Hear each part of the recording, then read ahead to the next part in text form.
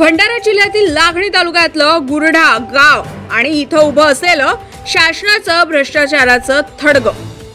लाखो रुपयांचा निधी खर्च करून तलाठी कार्यालयाची इमारत उभारली गेली, पण वापरायच्या आतच ही इमारत मोडकळीस आली आहे। भिंतींना तडे, प्लास्टर झळलेले, छत गळणारे, खिडक्या गंजलेल्या, अंगणात तण वाढलेले आणि जनतेच्या पैशातून उभारलेली इमारत आज कुलूप बंद।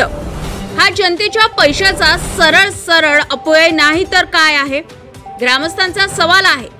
शासनाचा पैसा वाया घालवून ठेकेदार व अधिकाऱ्यांचे पोट भरले, पण जनतेला मात्र काहीच उपयोग झाला नाही। गरुड्याची तलाठी इमारत ही भ्रष्टाचाराचं जिवंत उदाहरण ठरली आहे। लाखो रुपयांची इमारत जीर्ण, धोकादायक आणि अनुपयोगी पडलेली आहे। आज गावकरी विचारतात की शासनाची योजना जनतेसाठी आहेत की फक्त ठेकेदार व अधिकाऱ्यांच्या खिसा भरण्यासाठी? कागदावर देखभाल दाखवली जाते, प्रत्यक्षात मात्र काम काहीच होत नाही। हा भ्रष्टाचाराचा डोंगर ग्रामस्थांच्या डोळ्यात खुपतो आहे।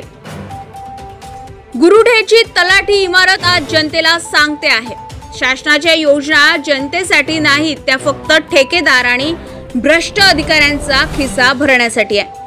ग्रामस्थांचा ठणकावून इशारा, जबाबदार अधिकारी आणि ठेकेदारांवर गुन्हा दाखल करा, दोषींना शिक्षा करा आणि इमारत तातडीने जनतेसाठी उपलब्ध करा, नाहीतर गुरुढा गाव रस्त्यावर उतरेल। संतप्त जनतेचा आवाज जिल्हा प्रशासनाला जागा करेल, आंदोलन पेटेल आणि मग जबाबदार अधिकारी आणि ठेकेदारांच्या खुर्च्या हलल्या नाहीत तर नाव बदलून दाखवा। गजा महाराष्ट्र 24 न्यूज करिता आकाश नंदागवळी, लाखनी, भंडारा।